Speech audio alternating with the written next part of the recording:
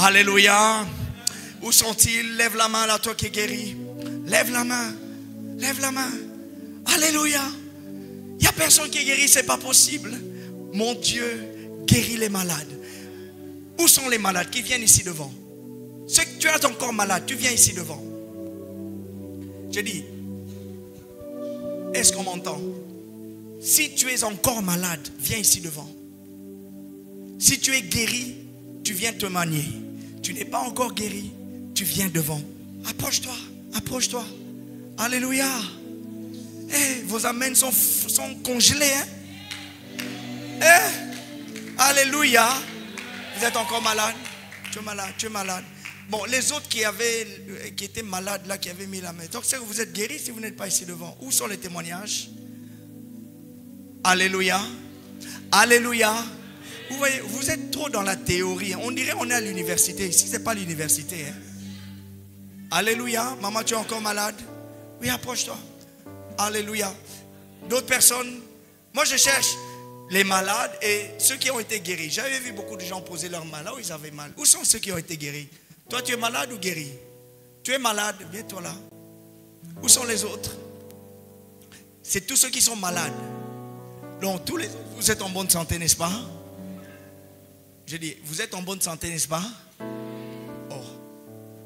Mais on dirait que je ne parle pas à des gens.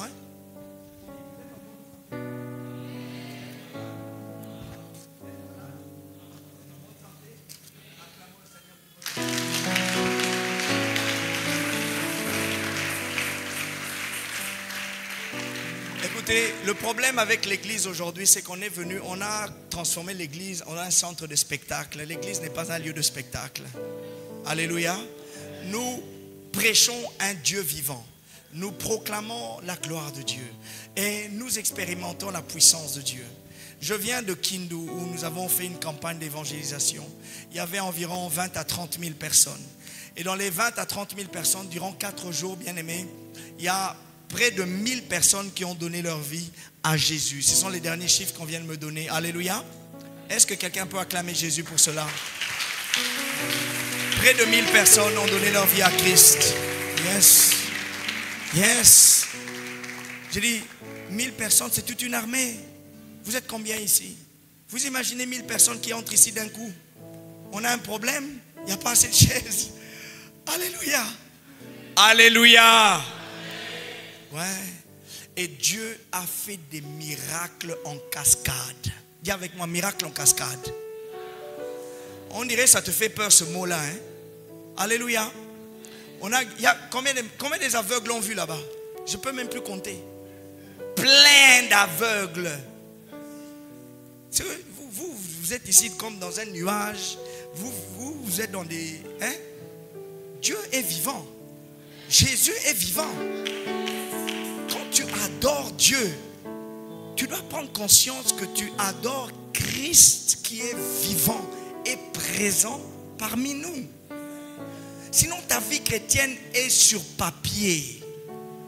Il faut que tu puisses avoir expérimenté ton Dieu. On a vu des aveugles voir. Le premier soir, il y avait un monsieur qui était là. Pendant la prière, il dit, il avait le cataracte. Il dit, c'est comme quand j'ai ouvert les yeux, c'est comme les, comment on dit ça, la paille qui était en les, pouf, c'est tombé dans le piou, comme ça. Il dit, je vois. Alléluia. Il fallait être là pour voir ça. Il fallait être là. Il y avait une personne qui était là. Elle était sourde. Pendant la prédication, pendant que je prêchais, pouf, son oreille s'est ouverte. Alléluia. Je vous parle des choses qui viennent de se passer il y a 2 jours. Je ne vous parle pas il y a 1 an. Je vous parle d'il y a 2 jours, ici, là.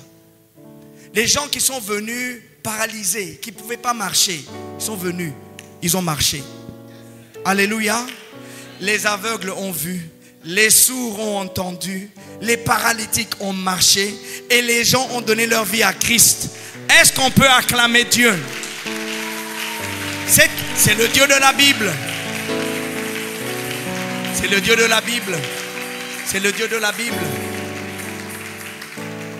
C'est de Jésus dont il s'agit. C'est de Jésus dont il s'agit. J'étais en Côte d'Ivoire l'année passée, fin de l'année passée, et j'ai fait un appel à la prière pour la guérison. Et on a prié. Il y a eu une 10, 15, vingtaine de personnes qui ont été guéries de problèmes assez graves aussi. Et quand j'ai fini de prier avec eux, j'ai dit, il y a encore d'autres personnes qui vont être guéries. J'ai dit que ceux qui sont malades, mais garde ta main là où tu as mal. Après la deuxième prière, la deuxième vague de personnes qui sont venues devant. Et puis j'ai dit, maintenant, troisième vague, vous venez devant, je vais prier pour vous. Ils sont venus devant, j'ai imposé la main sur ça. Certains parmi ceux qui étaient venus devant ont été guéris. Alléluia. Alors j'ai dit, vous pensez que le Dieu qui a guéri la première vague, la deuxième vague ou la troisième vague, il a changé? Dites-moi, vous pensez ça? Non. Est-ce que le Saint-Esprit qui était en train de guérir la première, la deuxième, la troisième vague a changé entre la deuxième et la troisième vague? Non. Qu'est-ce qui a changé? Qu'est-ce qui a changé? Dites-moi. Qu'est-ce qui a changé entre la première vague et ceux de la troisième vague? Pourquoi les gens étaient guéris à la deuxième et puis à la troisième et qui n'ont pas été guéris à la première vague? C'était un problème de quoi? De foi. Ceux de la deuxième vague étaient fortifiés quand ils ont vu la première vague. Ils ont dit, oh non, il y a une histoire qui se passe ici. Moi, je ne vais pas rater.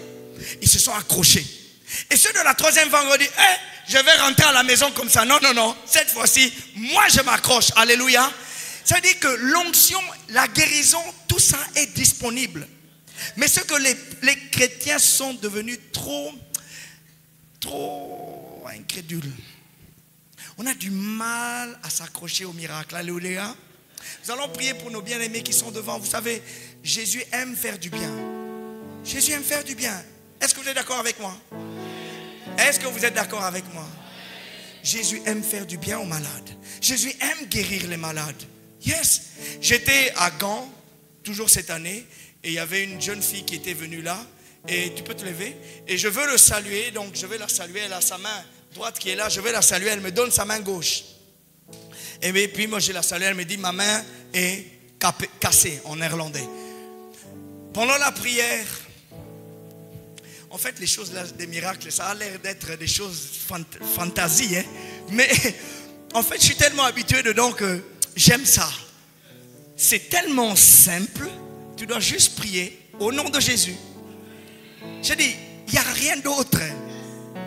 Il ne faut pas chercher loin. Hein?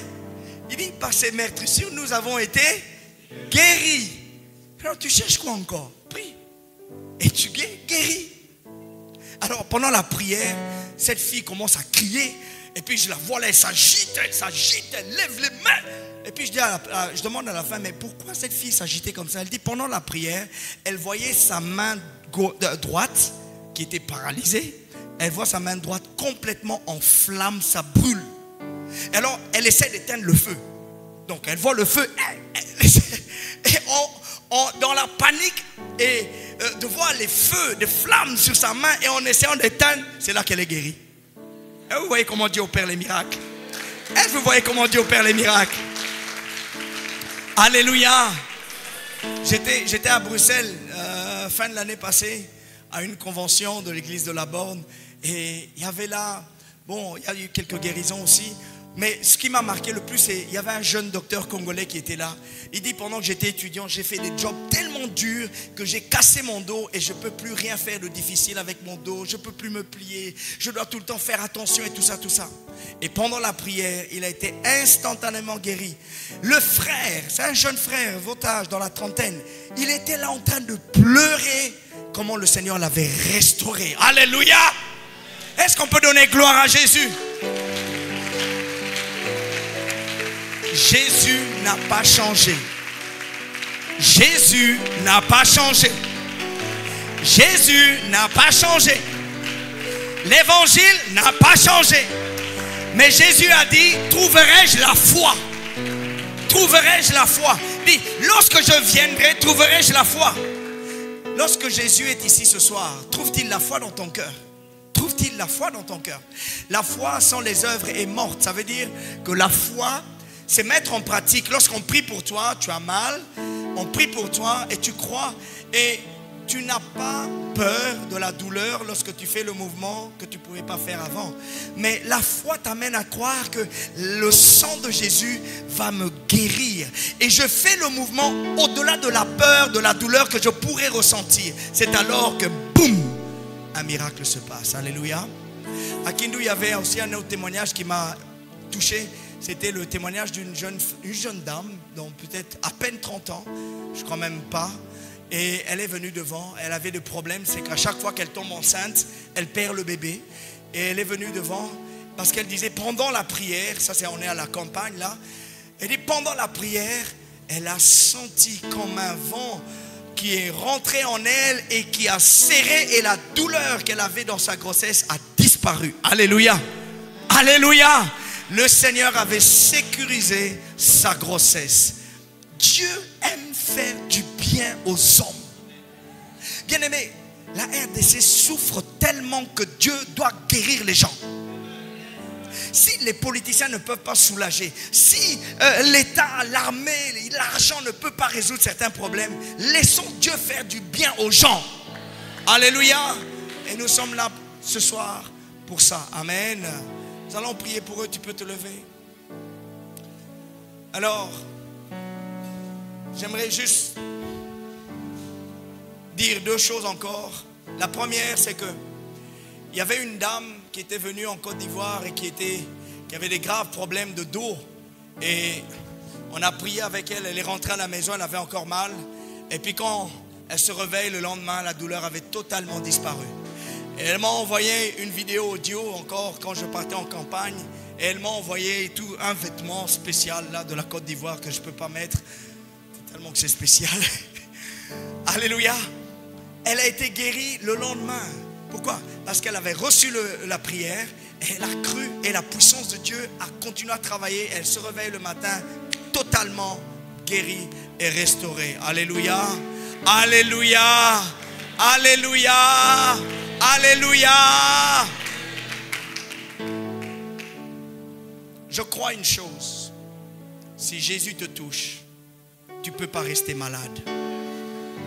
Ça, c'est ce que je crois. Je crois aussi à aujourd'hui. Il est le même hier. Hier, il a fait des choses à Kindu. Aujourd'hui, on est à Kinshasa. Et demain, il fera des choses. Mais je ne suis pas encore demain, n'est-ce pas? Alors moi, ce que j'attends, c'est qu'il soit le même. Est-ce que je parle à quelqu'un? Moi, je veux qu'il soit le même aujourd'hui. Et donc, la guérison se reçoit très simplement. Il n'y a pas plus facile. Attrape. Attrape. Pas le mouchoir, le carton. Attrape. Attrape. Tu vois le mouvement de sa main? Essaie d'attraper. Tu vois? Il y a un mouvement qui se passe. Ce mouvement-là dans ton cœur. Quand tu es en train, c'est ça, comme ça tu prends la guérison. Quand on prie, on dit reçois. Toi avec ton cœur, de la manière dont tu bouges pour attraper ça, c'est comme ça que tu attrapes ta guérison. Alléluia. C'est un mouvement du cœur. J'attrape ça. C'est une... Parce que là, ce qui est facile, c'est qu'il voit. Vous comprenez? Mais quand on prie, on ne voit pas. C'est là que la foi intervient, quand on prie. Mais l'élan du cœur pour recevoir, c'est la même chose. Amen. Et donc ça, c'est l'exercice. C'est l'exercice de ta foi. En fait, je suis en train de te faire visualiser le mouvement invisible de la foi. Quand je fais ça, le mouvement de ta main manifeste le mouvement du cœur. Alléluia. On va prier. Tu peux fermer les yeux. Toi qui es devant. Alléluia. Père, par le nom de Jésus, je condamne cette maladie. Je la condamne dans le nom de Jésus. Sois restauré, sois guéri. Au nom de Jésus, fais ce que tu ne pouvais pas faire. Là où est-ce que tu avais mal, dans le nom de Jésus, bouge ta jambe. Yes, au nom de Jésus, sois restauré.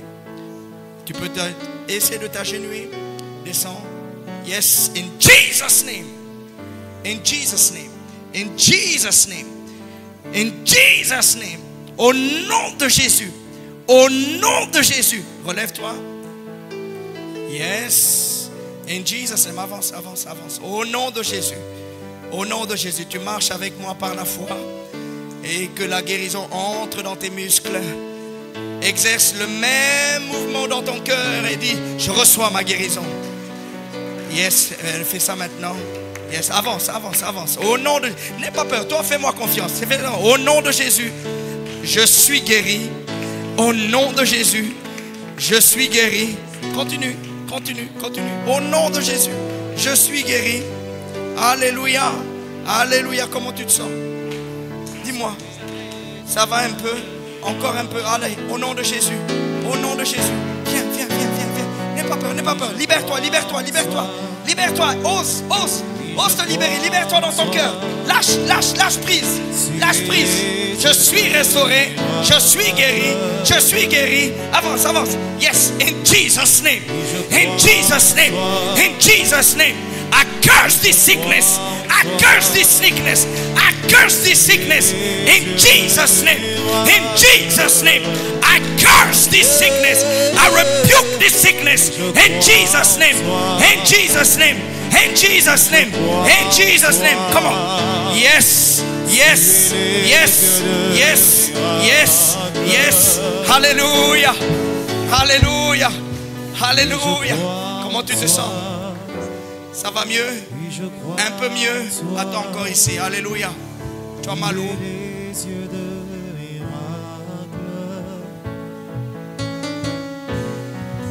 Oui, je crois en toi.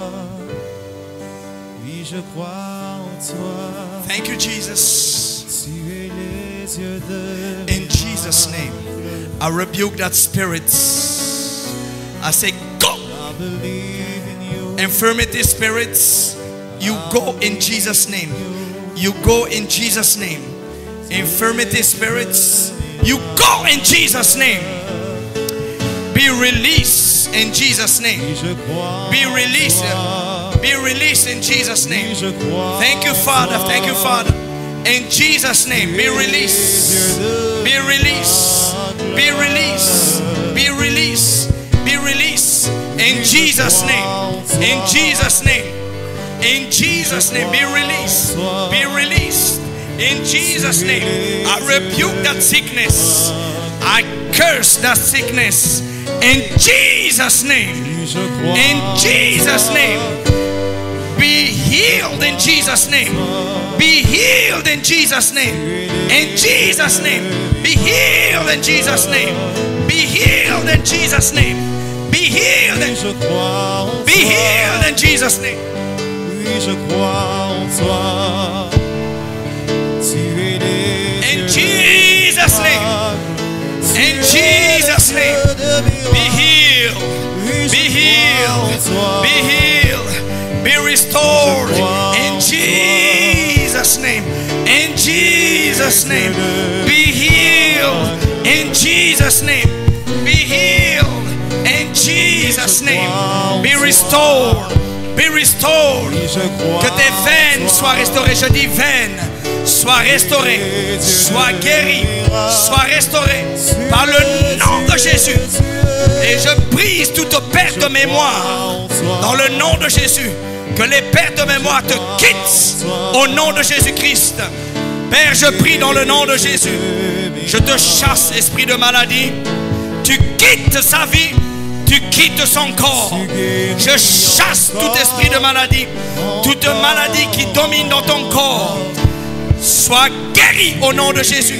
Sois restauré au nom de Jésus. Yes, in Jesus' name. Que la maladie soit brisée au nom de Jésus. Sois restauré. Sois restauré. Sois guéri. Sois visité. Sois restauré. Sois visité. Au nom de Jésus. Sois visité et sois restauré par le nom de Jésus. Acclamons le Seigneur.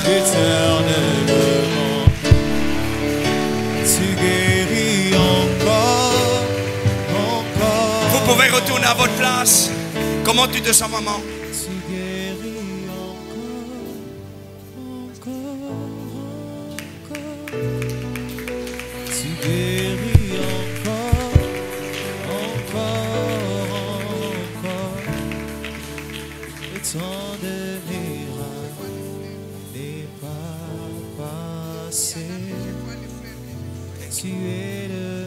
Merci Père, toi qui ouvres les yeux des aveugles, dans le nom de Jésus, que ses yeux voient clairement, dans le nom de Jésus.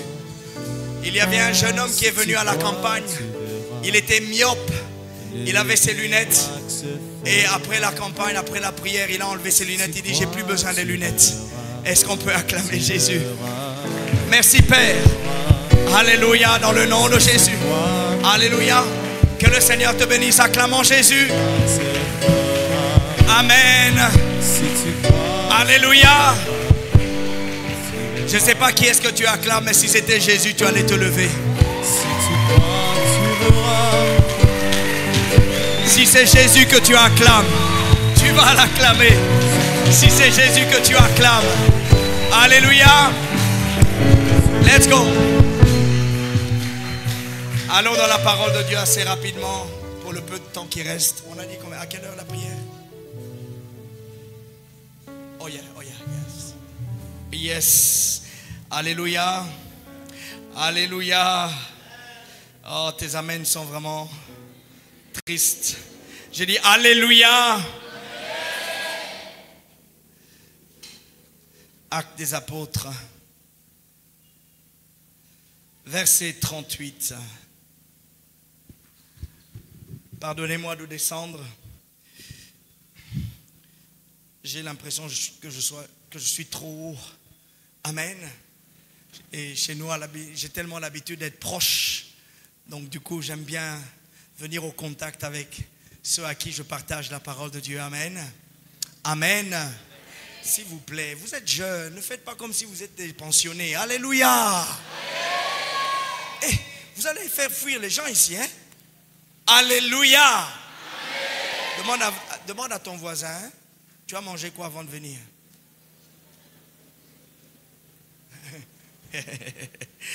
Actes des apôtres chapitre 10 et nous lisons le verset 38. Amen. Ah. Je vais déposer le micro. J'ai dit Alléluia. Amen. Merci. Chez nous à l'église, je dis aux gens, quand un visiteur vient, il ne faut pas le traumatiser. Quand il dit Alléluia, vous dites Amen. Alléluia. Amen. Moi, le pasteur Bilolo a dit, sois comme à la maison. Donc je suis comme à... Merci. Alléluia. Ah, vous commencez à venir. Et quand je parle de quelque chose et que je pose une question, vous répondez question. Amen. Amen. Comme ça, on interagit un peu ensemble. Amen. Amen. Ok, nous lisons ensemble, nous pouvons nous tenir debout. Levons-nous, levons-nous, levons-nous. Moi, je suis tout le temps debout, donc ne vous attachez pas à l'onction de la chaise. Levez-nous. Amen. Alors, vous savez comment Dieu a oint du Saint-Esprit et de force Jésus de Nazareth, qui allait de lieu en lieu, faisant du bien et guérissant tous ceux qui étaient sous l'empire, pas l'emprise, l'empire du diable. Est-ce qu'on peut acclamer la parole de Dieu? Vous pouvez vous asseoir. Amen. C'est un seul verset, mais qui contient beaucoup de choses. On dit, vous savez comment Dieu a oint du Saint-Esprit. Le fait que Jésus soit oint du Saint-Esprit fait de lui celui qui a été légalement désigné et consacré par le Saint-Esprit. Et cela nous rattache à ce qu'il dit, l'Esprit m'a oint pour annoncer et faire beaucoup de choses. Amen. Et donc l'Esprit l'a oint, l'Esprit l'a mandaté. Il lui a donné la permission, l'autorité. Il lui a donné cette grâce. L'Esprit l'a oint, Dieu l'a oint, pardon. Dieu l'a oint de Saint-Esprit. Amen. Et de force, non pas simplement qu'il a désigné comme étant le Messie, celui qui est mandaté, celui qui a le droit d'agir au nom de Dieu, mais il a oint aussi de force. Il a oint aussi de force. Le mot force peut aussi dire puissance. Et le mot puissance veut dire celui qui a la caractéristique de produire des grands effets. La puissance, la force dont il est question, je suppose que vous avez été enseigné là-dessus, le dynamisme. Eh bien, il y a beaucoup de définitions qu'on peut donner de dynamisme. Et entre autres, c'est aussi la puissance, le caractère de quelque chose qui peut produire des effets. Alléluia. Alléluia. Et donc, la force dont il est question, peut se traduire aussi, non pas simplement par puissance ou par explosion, mais j'aimerais plutôt m'articuler aussi sur le miracle. Ça peut se traduire aussi par miracle. Donc, Dieu a oint Jésus-Christ du Saint-Esprit et de la capacité de faire des miracles. Alléluia. Parce que Dieu lui a donné le pouvoir. Et non seulement il lui a donné le pouvoir par l'Esprit, mais il a aussi donné la puissance. Dans Actes des Apôtres, nous savons et nous lisons que Jésus leur dit: attendez à Jérusalem, puisque vous recevrez une,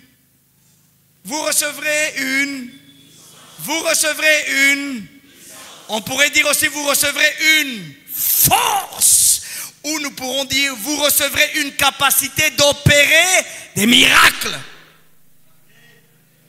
Alléluia. Alors j'aimerais dire à quelqu'un, si dans ta vie chrétienne tu n'as pas encore guéri un malade, c'est que tu es malade. Regarde ton voisin, et je suis très sérieux. Pose la question à ton voisin: combien de malades as-tu déjà guéri dans ta vie chrétienne? Pose à ton voisin, attends une réponse. Tu poses la question, il pose la question, et vous vous donnez la réponse. Si tu as déjà prié pour quelqu'un qui est malade et qui a été guéri, s'il te plaît, tiens-toi debout.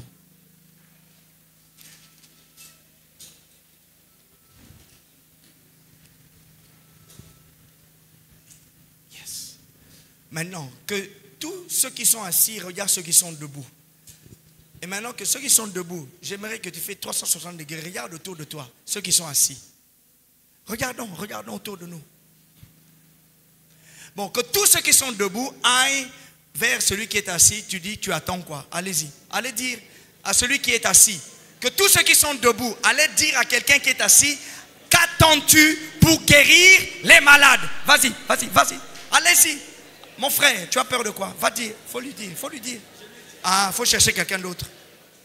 Allez dire à quelqu'un. Qu'attends-tu pour guérir les malades? Vous êtes des jeunes, on dirait vous êtes traumatisés dans la maison de Dieu. C'est alléluia. Non. Il y a un problème, vous pouvez vous asseoir. Vous voyez, presque la moitié n'expérimente pas ce que Jésus a dit. Dis avec moi, c'est pas normal. Non, dis bien, c'est pas normal. Alors, ceux qui sont assis, vous ne vous sentez pas mal. Si tu te sens mal, c'est que tu es orgueilleux. Tu as vu ceux qui étaient debout. Ça veut dire que c'est possible. Ça veut dire que c'est quelqu'un comme toi. C'est une question de foi et d'obéissance à ce que Jésus a dit. On veut un réveil spirituel, n'est-ce pas? Mais un réveil spirituel vient pour quoi faire? Pourquoi avons-nous besoin d'un réveil spirituel? Et quand est-ce qu'il y a un réveil spirituel? Vous savez à quel moment il y a un réveil spirituel? Lorsque les gens pleurent pour leurs péchés. Je vous dis, les gens, il y a un réveil spirituel, pas pour parler en langue. C'est pas pour parler en langue. Un réveil spirituel, le sens même de réveille-toi, toi qui dors. Ça veut dire que spirituellement, il y a un esprit d'assoupissement qui font que les gens ne servent plus Dieu pour qui il est. Les gens se servent de Dieu pour atteindre leurs ambitions. Alléluia. J'étais dans une conférence des jeunes à Kindu et un des jeunes a posé la question: pasteur, que dois-je faire pour atteindre mes objectifs, les objectifs de ma vie? J'ai dit, waouh, voici les questions dont les jeunes chrétiens se posent. Que dois-je faire pour atteindre? J'ai dit, est-ce que moi j'ai une tête de coach? D'ailleurs, est-ce qu'on me paye comme coach pour que moi je commence à donner de tels conseils? Si moi je dois donner de tels conseils, il faut payer. Hein? Ah, je vous dis, hein? Parce que là on parle business. Or moi je ne suis pas dans les affaires de business dans l'église. Dans l'église je suis dans les affaires de Christ.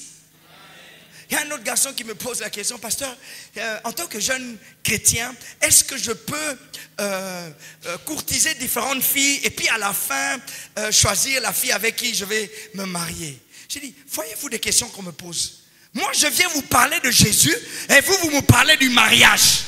C'est-à-dire, moi, j'ai traversé 15 000 km pour t'expliquer comment trouver une femme. C'est là que toi, tu dis avec moi, franchement. Ah, ton franchement là est mauvais. Alléluia. Bon, je répète. Est-ce que moi, j'ai traversé 15 000 km pour que je vous parle du mariage? C'est là que tu dis? Merci. C'est pas normal. Alléluia. C'est pas normal. Et on parle d'une jeunesse, la jeunesse chrétienne. Il y a une maladie aujourd'hui dans le corps du Christ en RDC. Je ne veux pas parler d'ailleurs parce qu'on est en RDC. Amen. Il y a une maladie dans l'église d'aujourd'hui. Les gens se servent de Dieu. Les gens cherchent Dieu pour avoir des solutions. Les gens ne cherchent pas Dieu pour être avec Dieu. Les gens ne cherchent pas Dieu parce qu'ils aiment Dieu. Ils cherchent Dieu parce qu'ils ont besoin de Dieu. Mais le jour où Dieu te donne ce dont tu as besoin, tu n'as plus besoin de Dieu. Un jeune garçon est venu me voir avec sa fiancée et dit, pasteur, on a besoin de Dieu. Je dis, pourquoi? Il dit, parce qu'on a des problèmes financiers. Mais je dis, mais tu te trompes, va à la banque. Je dis, tu as besoin d'argent, va à la banque. Vrai ou faux? Est-ce que quand l'homme était en train d'agoniser, est-ce que Dieu a envoyé un banquier? Si c'était le problème de l'argent, Dieu allait envoyer un banquier. Dieu n'a pas envoyé un banquier. Israël était sous la domination romaine. Est-ce que Dieu a envoyé Alexandre le Grand, un Jésus d'Alexandre le Grand, pour venir libérer Israël? Alléluia. Non, du tout, du tout. Dans ces affaires-là, Dieu n'est pas là. Parce que Dieu est dans autre chose. Dieu est dans le salut des... Yes. Dieu est dans le... C'est-à-dire, toi tu cherches voiture, Dieu dit, ok, occupe-toi de voiture. Moi je cherche quelqu'un qui veut gagner des âmes. Et quand il trouve quelqu'un qui veut gagner des âmes, il marche avec celui-là. Et tu peux prier comme tu veux. Tu peux jeûner comme tu veux. Tu n'auras pas de résultat. Et tu finiras par servir le diable. Tu vas faire des compromis. Tu vas avoir une vie chrétienne mystifiée. Et c'est là que naissent maintenant les faux prophètes. Parce que les faux prophètes encouragent de telles choses. Avec des faux prophéties et des blablabla. N'importe quoi. Très peu. Moi, qu'on me mette tous ces grands prophètes qui ont la grande bouche et qui me montrent les miracles que Dieu fait avec eux. Vous allez voir, c'est que des baratins qui font. Oh, je vois, oh, je vois, oh, je vois. Ils ont trop fumé et ils ont trop bu. La Bible déclare que l'évangile, c'est l'esprit de la prophétie. Ça veut dire, si un prophète est rempli de l'esprit, qu'est-ce qu'il va faire? Il va prêcher l'évangile. Parce que c'est l'esprit de la prophétie. Jean a mis terme et fin à tous ces prophètes de l'Ancien Testament. Or, les prophètes d'aujourd'hui veulent nous ramener l'Ancien Testament. Ça ne sert à rien. C'est pour ça que l'église en RDC est en train de mourir. On a beaucoup de chrétiens qui ne vivent plus la puissance de Dieu. On retrouve la magie parmi les enfants de Dieu et les chrétiens et les pasteurs. Pourquoi? Parce que l'église a perdu la puissance.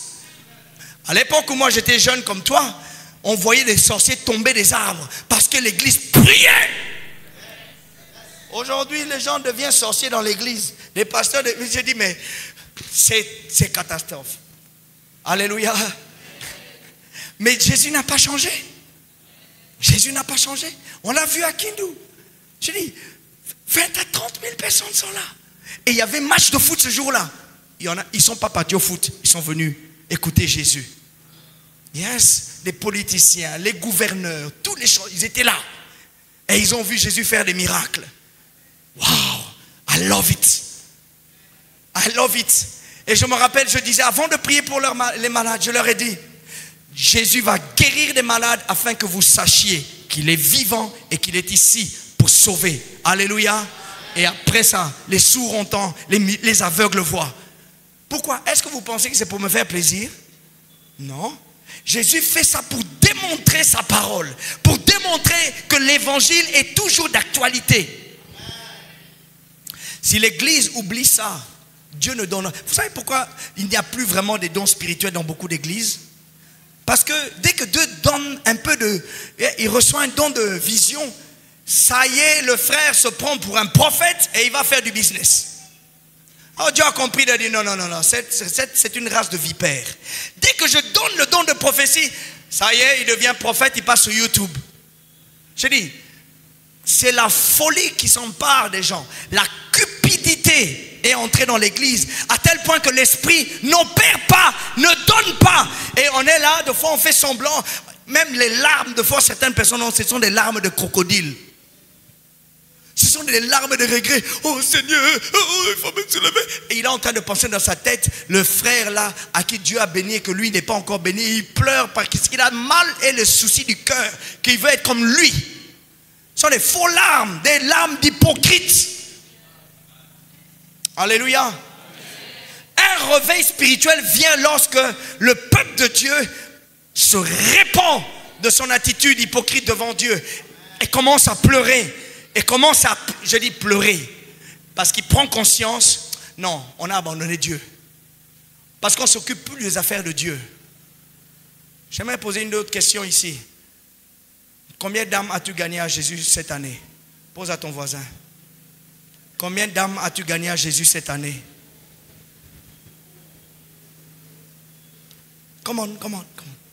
Celui qui a déjà gagné une âme cette année se lève. Si tu as déjà gagné une âme cette année, lève-toi.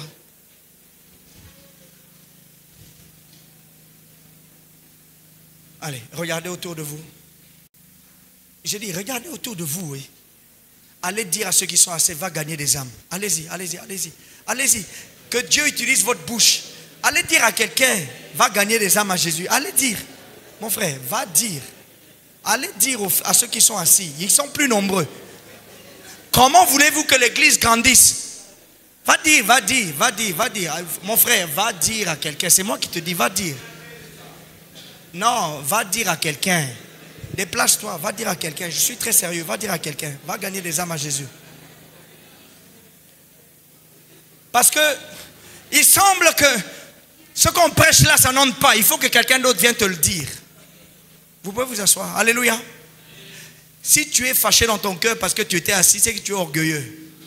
Et Dieu résiste aux orgueilleux. Et il fait grâce aux humbles. Ceux qui savent reconnaître leurs faiblesses. Parce que la Bible déclare que la puissance de Dieu se manifeste dans la faiblesse de l'homme. Lorsque l'homme reconnaît qu'il ne peut rien sans Dieu. Lorsqu'il reconnaît, Seigneur, moi je ne peux rien. Seigneur, j'ai besoin de toi. Alléluia. Je ne sais pas pourquoi les chrétiens aujourd'hui en RDC vont à l'église. Si c'est vraiment pour aller au ciel, il y aurait un grand changement. Beaucoup viennent à l'église, ce n'est plus pour aller au ciel, mais c'est pour aller en Europe.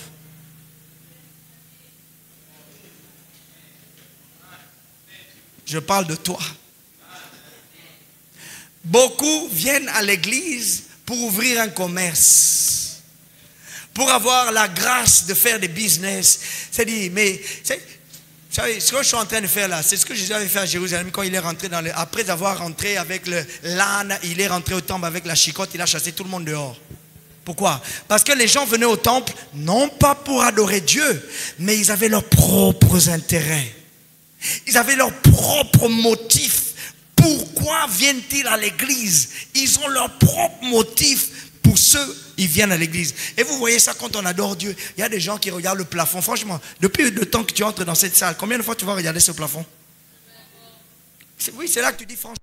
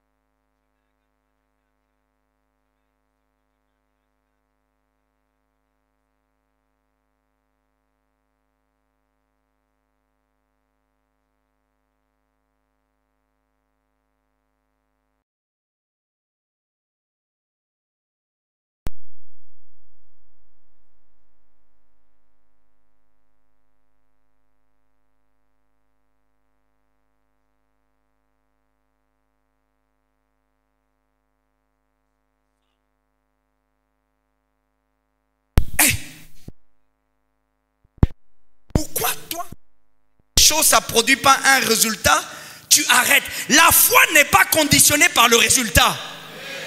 La foi ne dépend pas d'un résultat. La foi dépend et est conditionnée par la parole de Dieu. Un trait. Il a dit, je fais. Il a dit, je fais. Il a dit, je fais. Ça produit un résultat, je lui donne gloire. Ça ne produit pas un résultat, je ne sais pas pourquoi, je lui donne gloire. C'est pour ça que je m'en fous. Yes. Et j'ai vu à travers mon ministère que des fois les gens recevaient des miracles. Plus tard, je me dis, donc, des fois il faut être patient. Alléluia. On n'a pas la science exacte dans ces choses. Mais tout ce qu'on a, c'est la foi. On ne marche pas par la vue. On marche par la foi. Que l'Église retourne à son premier amour. That's the point. That's the beginning. C'est là le commencement du réveil. Retourner à son premier amour.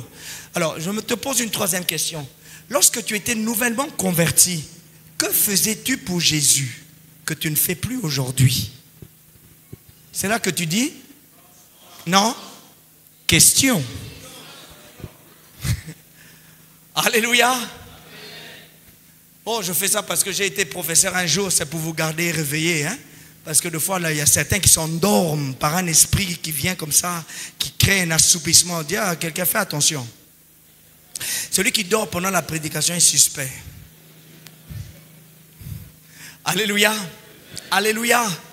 Oh yes. Le Seigneur nous a oints pour accomplir une mission. Il est monté au ciel, il nous a donné l'esprit et nous devons achever ce qu'il a commencé. Alléluia. Il y a beaucoup d'âmes à gagner à Christ. La moisson est grande, hein? Vous êtes moins nombreux que ceux qui sont dehors. Vrai ou faux? Vrai ou faux? Alors pourquoi ceux qui sont dehors ne viennent pas à l'intérieur? Dites-moi, est-ce que notre message est faux? Bon, on dirait. J'ai dit, pourquoi ils ne viennent pas? Pourquoi ils ne viennent pas? C'est là que tu dis? Pourquoi ceux du dehors ne viennent pas? Pose-toi la question. Nous, quand on était jeunes, avec le pasteur Bilolo, et on était tout un groupe, ce qui nous révoltait, ce qui nous énervait pour aller dans la prière, c'est qu'on se disait, pourquoi les gens ne viennent pas à Christ? Et on se disait, s'ils voient la main de Dieu, ils vont donner leur vie à Christ. Et effectivement, je vous assure que quand on est devant des païens et qu'ils voient la puissance de Dieu, ils viennent à Christ. Ils viennent à Christ. Je me rappelle un jour, j'étais à Kononfla, un village là, dans un trou perdu en Côte d'Ivoire. On priait pour les gens, et mon chauffeur qui nous avait amenés jusque-là, c'était un musulman. Il y a eu tellement de guérisons, des miracles et des délivrances. À la fin, à l'hôtel, le musulman a dit, il faut prier pour moi. Il a donné sa vie à Jésus. Alléluia. Je ne l'ai pas prêché. Il n'y a pas eu de théologie. Il n'y a pas eu d'enseignement. Il a vu ce que Christ a fait. Il a vu ce que Jésus a fait. Merci mon frère. Alléluia. Et il a donné sa vie à Christ. C'est ça l'évangile. Un évangile qui n'opère pas de miracles manque de force. C'est un évangile philosophique. C'est ça que Paul dit. Mon évangile ne reposait pas sur des paroles. Les chrétiens ont trop de paroles. Il y a de la sorcellerie dans la famille et toi tu fais quoi? Il y a des malades dans ta maison, toi tu fais quoi? Alléluia. Il y a des problèmes dans ta famille, c'est de la sorcellerie qui agit. Ce sont des attaques spirituelles. Ouais. Des fois, tu es bien, tout d'un coup, tu commences à avoir des problèmes au dos. Et tu ne sais pas d'où ça vient. Tu dois briser ça. Prends autorité. Comme une femme de Dieu a dit en Côte d'Ivoire, tolérance zéro. Dis avec moi, tolérance zéro. Beaucoup d'entre nous, des fois, nous aimons bien souffrir à cause de la tension que cela nous donne. Tolérance zéro. Quelque chose se passe. Démontre la puissance. Par la grâce de Dieu, demain, je te donnerai quelques clés. Par rapport à mon propre parcours, ce n'est pas un enseignement que vous trouvez ailleurs. Par rapport à mon propre parcours, j'ai détecté comme ça 12 clés qui permettent d'être loin et d'opérer dans le surnaturel. Alléluia. Par la grâce de Dieu, je vais soulever quelques points demain. Ça va peut-être aider quelqu'un et débloquer certaines choses dans ton esprit. Parce que certaines personnes ont simplement l'intelligence obscurcie et n'arrivent pas à voir. Mais pourquoi l'intelligence est obscurcie? Parce qu'ils veulent l'argent, ils veulent une femme, ils veulent un mariage, ils veulent un voyage. Là, trop d'embouteillage dans la tête. Trop d'embouteillage. La Bible dit, mes brebis entendent ma voix, mais combien d'entre vous entendent la voix de Dieu? Combien? Ah, il y en a qui sont attentifs ici. Alléluia. Combien entendent la voix de Dieu? Je me rappelle un jour, j'étais en train de venir aller en Côte d'Ivoire et j'avais pas suffisamment de budget pour boucler le voyage. Et une fille, une sœur de l'église que Dieu avait guéri d'un cancer de l'utérus, dans la voiture pendant qu'elle roule, l'Esprit lui dit, tu dois payer le billet du pasteur. Elle me téléphone le soir même, elle dit, je dois payer ton billet, le Seigneur m'a dit de payer ton billet. Elle a entendu la voix de Dieu. Alléluia. Moi j'avais dit, Père, pourvois, s'il te plaît. Elle a payé. Et quand elle arrive à sa destination, parce qu'elle prenait le vol en même temps que moi, elle arrive à sa destination, elle reçoit 7 fois le montant qu'elle avait donné. Alléluia. Je ne sais pas quel Dieu vous priez. Moi j'aime bien le Dieu de la Bible. Il est efficace. Il n'a pas changé. Pour venir ici en RDC, j'ai dit, Seigneur, j'aimerais que quelqu'un apporte encore $300 pour compléter le budget du voyage. Le soir même, quelqu'un vient dire, pasteur, on doit absolument venir. J'ai dit, non, je suis occupé, je dois faire mes valises. Il dit, non, on veut te voir. Ils sont venus. Devinez combien ils avaient dans l'enveloppe. Devinez combien. Devinez combien ils avaient dans l'enveloppe. $300. Acclamons Jésus. Alléluia. Alléluia. Je suis convaincu que si vous êtes enflammé pour Dieu, vous allez commencer à faire des retraites sans le pasteur même. Vous n'allez pas attendre que le pasteur... Aujourd'hui, les pasteurs souffrent. Parce que le pasteur de là-bas va faire 40 jours. L'autre a dit, il a fait 40 jours. Nous, on va faire 90 jours. L'autre dit, il a fait 90 jours. Nous, on va faire 120 jours. On ne s'en sort plus. Parce qu'il faut devenir fort. Il faut suivre. Il faut montrer que toi aussi tu es pasteur. Non, il faut que tu sois un pasteur fort comme les autres. C'est qui est fort? C'est Dieu qui est fort. Pas un homme. Pourquoi vous voulez que votre pasteur devienne Superman? Si toi tu n'arrives pas à faire ce que tu attends que lui va faire, pourquoi tu attends que lui va faire ce que toi tu n'arrives pas à faire? Merci. Il y en a qui suivent, commencent à comprendre. Alléluia. Alléluia. Nous quand on était jeunes à l'église, on n'attendait pas qu'on annonce jeûne et prière, qu'on annonce veillée de prière. On allait prier. On cherchait Dieu. On cherchait Dieu.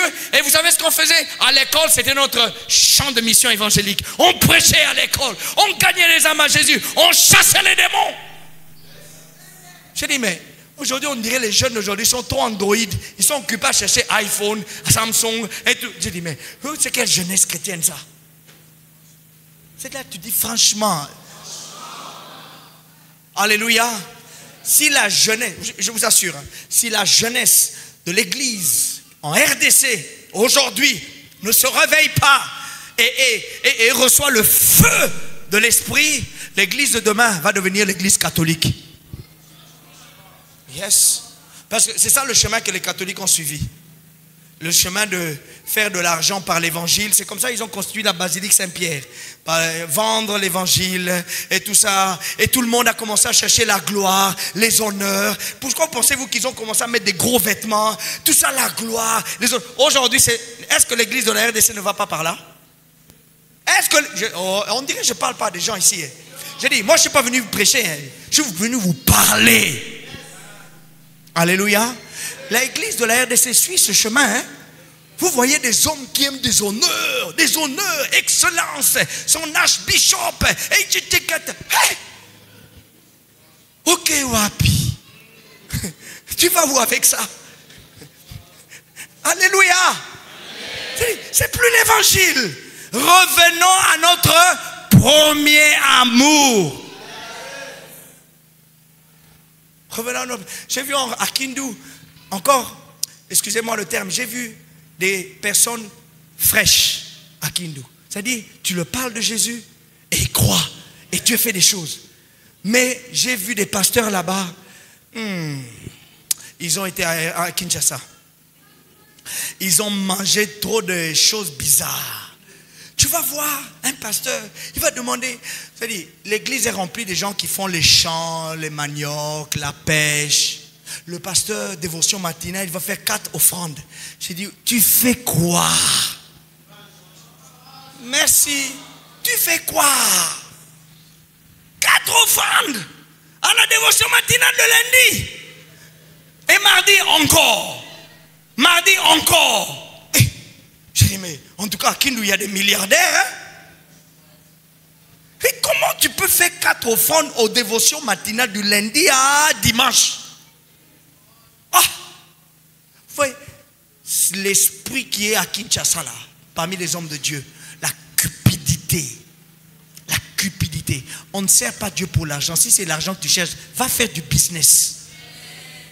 Mais on ne fait pas l'évangile pour le business. C'est pour cela que Dieu se retire, se met de côté. Il dit, faites votre histoire, votre veau d'or là. Faites ça. Appelez ça Dieu. Faites ça. Moi, je ne suis pas dans vos histoires. Et c'est comme ça alors, les gens comme ils n'ont plus la force. Qu'est-ce qu'ils vont chercher? Ils vont chercher des choses, des fétiches, et des choses, et des choses, et des choses. Et l'église est remplie maintenant dans un mélange de bêtises, de mensonges, et des faux prophètes qui touchent à la fois à la magie, et d'autres qui sont simplement dans le mensonge. Ils disent leur propre rêverie, leurs propres imaginations. J'aime les prophètes. Et dans mon ministère, et dans l'église, le don prophétique est très activé. Et chez nous, on a beaucoup de gens qui prophétisent à l'église. Je n'ai pas de problème avec les prophètes. J'ai des amis prophètes. Mais le problème, c'est que le prophète fasse son travail. Que l'évangéliste fasse son travail. Que le pasteur fasse son travail. Que l'apôtre fasse son travail. Que le docteur fasse son travail. Mais qu'on arrête les guerres bêtisières là, qui ne servent à rien si ce n'est que ton propre ventre. Et ça, c'est le problème de l'église. Et vous savez, l'église, les membres de l'église sont en partie responsables. Parce que comme vous ne marchez pas par la foi, vous dépendez des signes pour croire, alors vous commencez à chercher des gens qui vous disent Je dis, entre la foi et la prophétie, prends la prophétie, donne-moi la foi. La foi opère les miracles, pas les prophéties. Parce que la prophétie est une information voilée qui a été révélée. Mais tu fais quoi avec une information? Tu vas manger information. Moi, je ne vais pas manger information. La foi opère des miracles. Tout est possible à celui qui croit, pas à celui qui voit. Prends la prophétie, prends ça, même comme tu veux. Mais ma foi va faire engendrer la prophétie. Parce que ma foi va pousser Dieu à parler. Donc, je ne cherche pas des prophéties. Je cherche de développer une foi qui déplace les montagnes. Une foi inébranlable, ça veut dire, peu importe ce qui peut se passer, je ne panique pas, je reste tranquille. J'ai confiance que Dieu est fidèle. Parce qu'il est fidèle. Il est fidèle. Il n'a pas changé. Il n'a pas changé. Il n'a pas changé. Il n'a pas changé. Il est le même. Et des fois, quand je suis à la maison en train de prier, je pleure et je dis, Seigneur, comment peut-on faire pour ramener l'église aux fondamentaux? Comment, Seigneur? Et je pleure parce que je ne sais pas comment. Franchement, je ne sais pas. On est atteint un point où Jésus a dit, quand le Fils de l'homme viendra, trouvera-t-il la foi? On est en train d'entrer dans cette phase. Pendant que vous cherchez des voitures, vous savez ce qui se passe en Europe? On enseigne aux enfants de 8 ans, 9 ans, qui peuvent changer leur sexe. S'ils sont filles, qui peuvent devenir garçons. S'ils sont garçons, ils peuvent devenir filles. Pendant que vous cherchez des voitures, hein, l'Antéchrist, lui, est en train de venir. Est-ce que vous comprenez ce dont je parle? Toute chose passera. La gloire passera. Et puis l'Europe, ce n'est rien. L'Afrique a plus que l'Europe. C'est simplement qu'il y a la corruption. Le climat africain est meilleur. La terre africaine est meilleure. Le problème, ce n'est pas la terre, ni le ciel, ni l'atmosphère. C'est le cœur des hommes qui est mauvais. Le cœur de l'homme est mauvais. Mais on retrouve ça dans l'église. Comment expliquez-vous qu'un frère qui prie dans la même église a de la colère et ne pardonne pas celui qui est dans la même église? Tu n'iras pas au ciel, hein? Parce que si tu ne pardonnes pas, tu ne seras pas pardonné. Regardez Jean, celui qui a expérimenté. Je veux dire, en termes de révélation, il n'y a pas plus grand que l'apôtre Jean, qui est un grand prophète, qui nous a donné le livre d'Apocalypse. Mais qu'est-ce qu'il prêche dans l'épître de Jean? Il nous parle de l'amour. Petits enfants, si vous n'aimez pas, vous n'avez pas connu le Père. Il vous prêche de l'amour, de l'amour. Je dis, Jean, toi, c'est tout ce que tu nous parles, oui. Parce que celui qui a réellement connu Dieu, il trouve que tout le reste, c'est de la boue. Et il commence à prêcher l'amour. Parce que l'amour est la puissance de Dieu. Parce que l'amour, ça donne la vie. L'amour, ça ne prend pas. L'amour donne. L'amour donne. Alléluia. Et je vous parle ainsi parce que dans mon cœur, je veux que tu puisses te réveiller. Alléluia. J'aimerais que tu prennes conscience. Arrête d'aller à l'église comme si tu vas au cinéma. D'abord, est-ce qu'il y a un droit d'entrer là-bas? Tu ne payes pas un ticket. Quand tu viens à l'église, c'est pour entendre Dieu. C'est pour écouter Dieu. Et quand tu as écouté Dieu, tu dois faire quoi? Obéir et à agir. Écouter, obéir, agir. Écouter, obéir, agir. C'est ainsi que tu vas voir que effectivement que tu as reçu l'esprit et que Dieu t'a donné la force de transformer ton environnement. Parce que c'est ça la force dont il est question. Le Saint-Esprit, sans la démonstration de la force, pose-toi la question si tu as réellement reçu l'esprit. Le fait de parler en langue ne prouve pas que tu as le Saint-Esprit. Hein? Parce qu'il y en a qui parlent en langue sans le Saint-Esprit. Allez demander les gens de Dewey. Ils vont vous expliquer comment on parle en langue. Alléluia. Le fait que tu parles en langue ne me dit pas que tu as l'Esprit de Dieu. C'est quand tu portes les fruits de l'Esprit que je sais, non, lui, il a le Saint-Esprit. Il y a beaucoup de prophètes qui n'ont pas Dieu. Hein? Ils opèrent par la divination. C'est de la divination. Il n'y a rien de Dieu dedans. Il n'y a rien de Dieu. Parce que Jésus lui-même a dit, vous les reconnaîtrez par leurs fruits.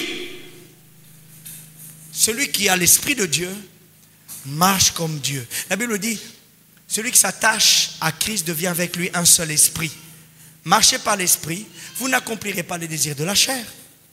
Alors toi, tu ne fais que te disputer. C'est-à-dire, est-ce que, parce qu'il y a embouteillage, c'est une excuse d'insulter quelqu'un? Non, ça c'est la chair. Si tu marches par la chair, ça veut dire que tu ne marches pas par l'esprit. Alléluia.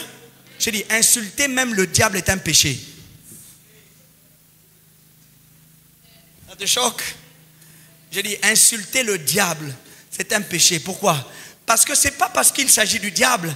Il s'agit du fait que c'est toi qui insultes. Même si je vais insulter une moustique, que j'insulte les moustiques, ça montre que j'ai un problème spirituel. Aujourd'hui, j'insulte le moustique, demain, je vais insulter le chien, après-demain, je vais insulter ma belle-mère. Ça veut dire, il y a le péché qui est là. Trop d'hypocrites dans l'église, avec toutes des belles phrases et de tout. On a l'art de dissimuler notre vraie nature. Le dimanche, on porte le masque de chrétien. Lundi, ça change. Quand on te voit au marché, on va voir ton vrai visage. C'est toi là qu'on voit là.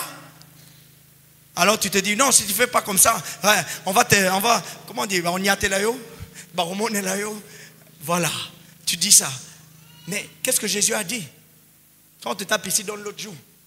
Toi, tu vas dire quoi? Non, ça c'est pour la Bible. Mais qu'est-ce que ça veut dire? Quand on te tape ici et donner l'autre joue, ça ne veut pas dire de se faire tabasser par les autres. Ça veut dire ne réagis pas selon les autres. Agis différemment. On te fait quelque chose de mal, toi agis autrement. Jésus dit, aimez vos ennemis. Bien-aimés, ça là, c'est la preuve que l'Esprit agit en toi. Et si l'Esprit n'agit pas en toi, tu ne peux pas gagner une âme et ça ne sert à rien. En fait, tu n'as même pas besoin d'avoir la puissance du Saint-Esprit parce que pour toi là, ça ne sert à rien. Ça ne sert à rien. C'est-à-dire, tu ne peux pas avoir de réveil spirituel lorsque tu es insensible au Saint-Esprit. Je dis, c'est impossible. Avec ça, j'ai tout dit. Il est impossible d'avoir un réveil sans être sensible au Saint-Esprit. Impossible. C'est impossible. Et quand vous êtes sensible au Saint-Esprit, vous savez quoi? Vous allez pleurer pour votre famille. Vous allez pleurer pour vos frères, vos sœurs. Vous allez pleurer pour ce qui se passe aujourd'hui. Vous allez pleurer pour l'église aujourd'hui. Vous allez pleurer vraiment. Vous n'allez pas commencer à prier en langue comme des fous. Non, vous allez pleurer comme des fous. Parce que si mon peuple, sur qui est invoqué mon nom, fait quoi? Commence à sauter et danser? Non, non, non. Il doit faire quoi? S'humilier. S'humilier. Alléluia. Alléluia. Alléluia. Oh, j'espère ne pas avoir... En fait, si je t'ai déçu, je rends grâce à Dieu. Parce que je préfère te décevoir, mais pas Christ. Alléluia. Parce que je sais que si vraiment tu fais ce que je te dis, tu verras un réveil. On est passé par là. Notre génération.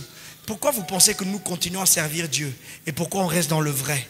Je disais à Kindou, j'ai dit, en 34 ans, je n'ai jamais pris une seule dîme. Jamais. Les gens me donnent l'argent, oui, c'est des dons. Ils peuvent me donner tantôt 500, 200. Des fois, on me donne plus que ça, des milliers d'euros, oui. Je dis amen, je ne vais pas dire non. C'est un don, mais je ne demande jamais à l'église. Et puis, d'ailleurs, chez nous, à l'église, la dîme, ce n'est même pas pour moi, c'est pour l'église. Parce que je refuse de prendre la dîme. Je ne prends pas la dîme. C'est pour l'église, les offrandes, tout ça. C'est pour les... Moi-même, je travaille comme ingénieur. Donc, l'argent de l'église, là, c'est pour la mission. L'argent de l'église, c'est pour l'église. C'est pour bâtir l'église. On veut faire une campagne, on finance la campagne. C'est comme ça qu'il y a les finances pour faire des travaux pour Dieu. Si le pasteur prend tout l'argent pour lui-même, je m'avance dans un terrain glissant ici. Si le pasteur prend tout l'argent, comment est-ce qu'on va construire? C'est là que tu dis? Je me suis retrouvé dans une église qui a plus de 44 ans. Quand je regarde la toiture, il y a des tôles qui manquent, des trous, des trous, des trous. Je dis, 44 ans de ministère. Des tôles. Waouh! Waouh! J'ai dit, où est passé l'argent? Et j'ai compris, le pasteur met tout dans sa poche. Et le problème, c'est que comme on ne finance pas, et puis les gens finissent par partir, il y en a qui perdent leur poste et tout ça, et puis il n'y a plus d'assez de dîmes. Finalement, le pasteur se retrouve sans rien. Le système était tellement bien rodé pour enrichir le pasteur et non pas l'église. Et puis, comme il n'y a que des vieux qui sont restés à l'église, et puis que les vieux partent, il y en a qui meurent, ben, il n'y a plus d'argent. Le pasteur devient pauvre. C'est bête, hein? Mais si toutes les finances étaient à l'église et l'église paye le pasteur, l'église continuera à devenir riche et le travail va avancer. La cupidité détruit l'église. La cupidité. Le manque d'amour pour Christ. Les gens n'aiment pas Dieu, ils aiment ce que Dieu donne. La preuve, on aime Dieu et puis on voit ton amour envers Dieu lorsque tu ne reçois pas ce que lorsque tu demandes à Dieu. C'est là qu'on voit si tu l'aimes. Tu demandes à quelque chose à Dieu et Dieu ne donne pas. Et Dieu regarde ton cœur. Vous ne pensez pas que Dieu fait ça? Si. Il sonde ton cœur. Il regarde dans ton cœur ta nature, ta vraie personne qui va sortir. Et puis à un moment, tu vas dire, ça va chez Pasteur Bilolo, on me fait que prêcher. Là, je vais une fois aller chez prophète un tel. Il y en a qui sont ici. Vous faites ça. Il ne faut pas faire semblant. Il y en a qui font ça. Pourquoi? Parce que on est déconnecté à la source et on pense que ça vient d'un homme. Même le prophète chez qui on peut aller, lui-même a besoin de Dieu. Même je dis Élie ou Élisée. Élie à un moment a dit, Seigneur, j'en ai marre, tue-moi, je n'en peux plus, j'arrive plus. Ce sont des hommes comme toi et moi. Dans la nouvelle dispensation, Dieu nous a tout donné par le Saint-Esprit. Je dis tout donné. Tout donné. Donner. Levons-nous, nous allons prier. Levons-nous, nous allons prier. Si tu es sensible à la voix de Dieu, vous savez, vous allez mettre les prophètes au chômage. Si tu es sensible à la voix de Dieu, tu vas mettre les prophètes en chômage. Parce qu'ils vont devoir retourner maintenant dans la vérité de l'évangile. Je vous assure, c'est vous qui faites ça que les prophètes ont tellement de succès parce que vous êtes devenus des fainéants. Spirituellement parlant, vous ne cherchez pas Dieu au point d'entendre Dieu. Vous devez à chaque fois vous prier que Dieu vous a parlé. En fait, c'est ça. Chaque fois que tu pries, que tu puisses entendre Dieu. On pourrait faire des exercices. Il y a des exercices prophétiques que je fais chez nous à l'église. Je sais être prophétique à tout moment. Je peux entendre la voix de Dieu pour tout le monde. Il n'y a pas de problème pour ça. Deux fois, je suis là en train de prier, et puis je suis dans mon lit, je m'endors, et puis tout d'un coup, le Seigneur me montre des choses. Mais je ne vais jamais commencer à dire, oh, moi je suis prophète. Rien du tout. Appelle-moi évangéliste. Yes. Je préfère qu'on m'appelle évangéliste. Parce que c'est ça là. C'est ça là. C'est ça là. Vous savez, être pasteur d'église, c'est beaucoup d'histoires. Être évangéliste, c'est voir la gloire. La gloire de Dieu. C'est quand on prêche l'évangile. La gloire de Dieu. C'est quand on prêche l'évangile. Jeunes gens, allez prêcher l'évangile. Vous attendez quoi? J'ai dit, on vous engraisse avec des enseignements, mais vous ne produisez pas des fruits. Vous devez normalement amener chaque fois de nouvelles âmes. Pasteur, j'ai amené mon école. Pasteur, j'ai amené des amis de l'école. Où sont vos amis de l'école? Vous êtes occupés à vous mettre des beaux costumes. Nous, quand on mettait costumes, c'était pour prêcher à l'école. Et on chassait les démons. Et de fois, on se tenait devant des centaines et des centaines. On n'avait aucune expérience. La seule chose qu'on avait, c'était Jean 3,16. Je vous assure, on ne connaissait pas la parole de Dieu. On allait simplement, on était chaud. On prêchait simplement. En fait, on prêchait, je ne sais même pas si on n'avait même pas les bases. On prêchait simplement, on leur disait, on racontait aux gens, aime Jésus, donne ta vie à Jésus, arrête le péché. Et les gens pleurent, et les démons partent, et Dieu fait des grandes choses. Ça, c'était notre jeunesse. Vous, votre jeunesse, là, c'est devenu, vous êtes là, Facebook, TikTok, photos. Hey. Vous êtes dangereux là. Vous êtes dangereux. Vous nous amenez trop vite à la fin des temps. Alléluia. Mais les âmes meurent dehors. Combien d'entre vous vont prêcher dans le marché? Ah non, je dois aller gagner de l'argent. Mais tu peux aussi dire, non, 1 heure avant que j'aille gagner de l'argent, je donne 1 heure pour gagner une âme à Christ. Ça ne te coûte pas beaucoup. Ça ne te coûte pas beaucoup. J'étais à Brazzaville, je me réveillais à 4 heures. Je priais à 5 heures, je sortais dans la rue, je prêchais dans la rue. Ah! Et puis à 6 heures, 7 heures, je rentrais, je faisais du porte-à-porte. Toc, toc, toc, bonjour, est-ce que je peux vous parler de Jésus? Et les dames étaient là en train de faire leur balai, me regardaient. Hey, celui-là, il vient d'où celui-là? Et je lui parle de Jésus. Et je sors, je rentre dans une autre maison. Je sors, je rentre dans une autre maison. Pourquoi? Je ne sais pas. Il y avait un feu qui brûlait dans mon cœur pour gagner des âmes à Jésus. Aujourd'hui, les gens veulent être grands. Non, c'est Christ qui est grand. Nous portons Christ. Si les gens pensent qu'on est grand, ils n'ont encore rien compris. C'est pour ça que je rencontre certains hommes de Dieu qui me disent, oh, il y en a qui est simple. On devait quitter Kindu pour aller à Goma. J'ai dit non, mettez-nous même si dans un cardo, on doit partir à Kinshasa. Les gens me disent non, dans ton rang, tu ne peux pas prendre le cardo. J'ai dit arrête avec les histoires dans ton rang. Moi, je veux aller à Kinshasa. Alléluia. Avec ces histoires-là de moi je suis bishop. Oh, tu n'es rien. Tu es un homme comme un autre et Dieu t'a fait grâce. Alléluia. Les jeunes, la force de l'église est dans la jeunesse. Et je vois une grande jeunesse ici. Vous devez être tellement enflammé que tu dis, pasteur, aujourd'hui, est-ce qu'on peut rester à l'église? On veut chercher la face de Dieu. Parce que nous, quand on priait et qu'on cherchait Dieu, en fait, on attendait que quand on va prier là, tout d'un coup, le ciel, ça c'était nos fantaisies. Hein. On s'imaginait que le ciel va s'ouvrir tout d'un coup et que le feu descend sur la terre. Yes! Mais vous savez quoi? Dieu fait des choses bizarres. Peut-être, je l'ai peut-être raconté aussi, les apparitions d'anges pendant que je prêche aux États-Unis. J'ai dit, waouh, ça se passe. Les choses qu'on espérait voir. Peut-être que je ne les vois pas comme moi je m'attendais. Mais ça se passe. Des apparitions d'anges et des miracles extraordinaires. Des gens qui voient le nuage. En fait, quand je parle de ça, je commence à me rendre compte que les gens peuvent me mettre à l'asile. Hein. Un gars là, il sort de sa maison, le nuage qui descend devant lui. Il rentre dedans. Et la puissance de Dieu le touche, le nuage part et il est totalement guéri.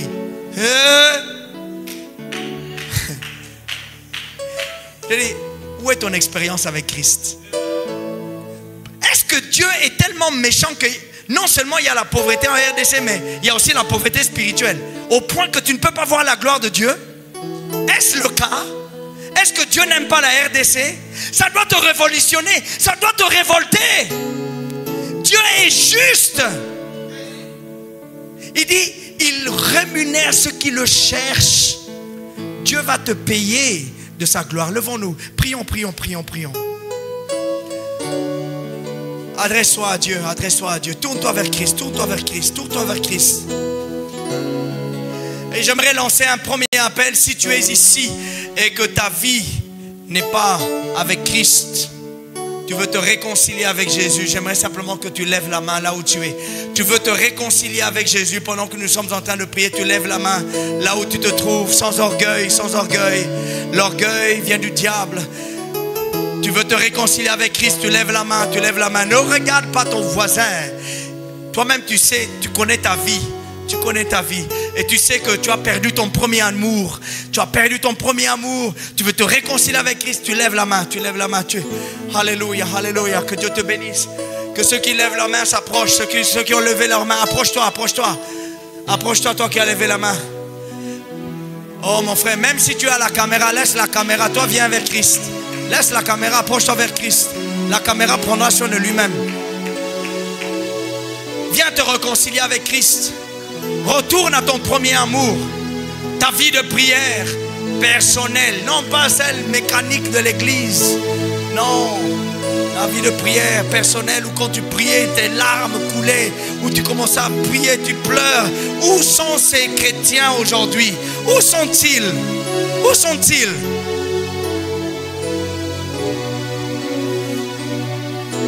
Où sont-ils? Toi qui n'as pas gagné encore une âme à Christ, tu étais censé venir devant. Toi qui n'as pas encore guéri un seul malade, tu devais venir ici devant. Oh yes. Oh yes. Oh yes. Oh yes. Regarde à quel point tu es devenu insensible. Ton cœur est devenu un cœur de pierre. Un cœur de pierre. Mais Dieu va le changer. Dieu va changer ce cœur de pierre en cœur de chair. Devenir sensible pour le salut des âmes.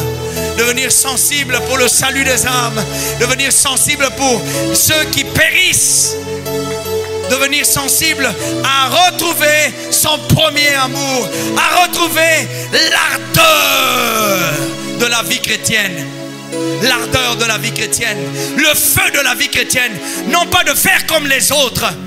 C'est pas parce que les autres adorent les dieux étrangers que nous allons adorer les dieux étrangers. Ce n'est pas parce que cette génération a oublié son vrai Dieu que toi tu dois oublier ton Dieu. Et retourne à ton premier amour. Retourne à ton premier amour afin d'être loin d'esprit et de force. Afin d'être loin d'esprit et de force. Nous sommes tellement occupés à servir Dieu qu'on a oublié d'aimer Dieu. Ça concerne la chorale également. J'ai pas besoin que quelqu'un chante. J'ai besoin que l'église cherche la face de Dieu. On n'est pas dans une mécanique. Ce n'est pas une mécanique. Est-ce que vous pensez que Dieu a besoin de nos voix? Il a des anges pour chanter.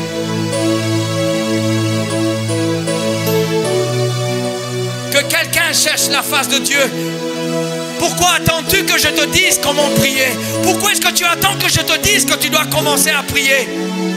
Mon Dieu, comment n'arrives-tu pas à voir que ta vie chrétienne n'est pas efficace? Comment n'arrives-tu pas à voir que ta propre vie chrétienne est sans force? Réconcilie-toi avec Dieu. Réconcilie-toi avec Dieu. Retourne à ton premier amour. Lorsque Dieu te parlait dans les rêves, lorsque Dieu te donnait des prophéties, lorsque Dieu te donnait des visions, où sont parties ces choses? Où sont parties ces choses dans ta vie? Où sont parties ces choses dans ta vie? Ou lorsque tu parlais à quelqu'un, les gens te disaient waouh, ça m'a fait quelque chose de t'entendre parler. Où sont partis ces chrétiens? Où sont partis ces gens?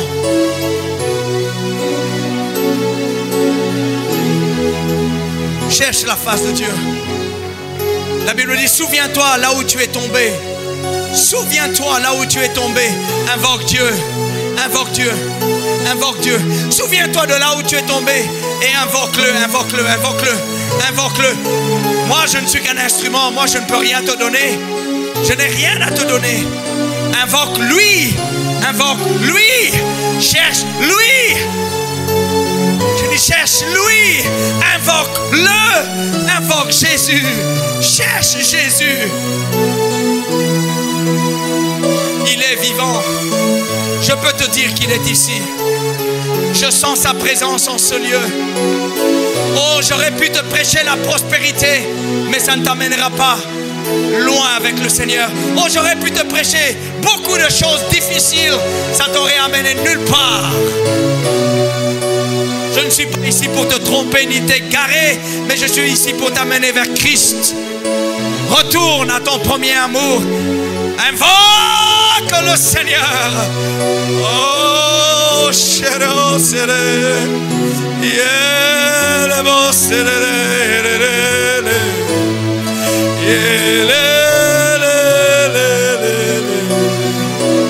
Seigneur, aie pitié de nos âmes. Aie pitié de nos âmes ce soir. Aie pitié de nos âmes. Attrape-nous dans notre égarement. Attrape-nous dans notre égarement. Attrape-nous, oh Seigneur, ne nous laisse pas nous éloigner comme les disciples d'Emmaüs. Rattrape-nous en chemin, Seigneur, je t'en prie. Oh, invoque le nom du Seigneur. Tu devrais pleurer dans ton cœur. Tu devrais pleurer dans ton cœur. Oh, que Dieu ait compassion de cette église. Que Dieu ait compassion de ta vie. Que Dieu ait compassion de ta famille. Tu devrais pleurer devant Dieu. Tu devrais le supplier. Oh, alléluia. Ce n'est pas une question de vocabulaire. Ce n'est pas une question de vocabulaire. C'est une question de cœur. Dieu entend ton cœur. Il cherche ton cœur. Il cherche ton cœur. Oh, là, là, là.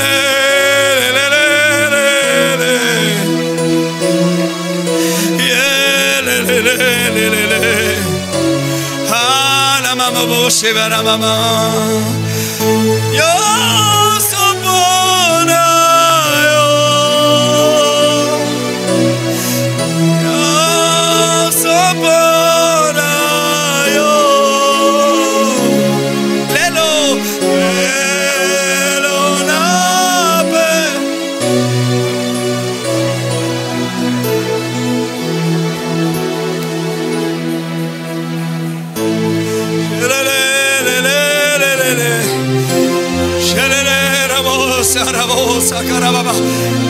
Oh, le Saint-Esprit te touche, il te touche, il te touche. Il commence à t'aider à prier.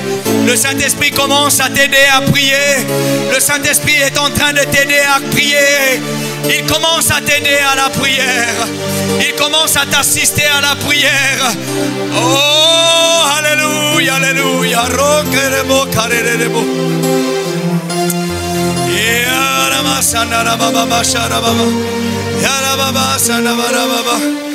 Yo sopona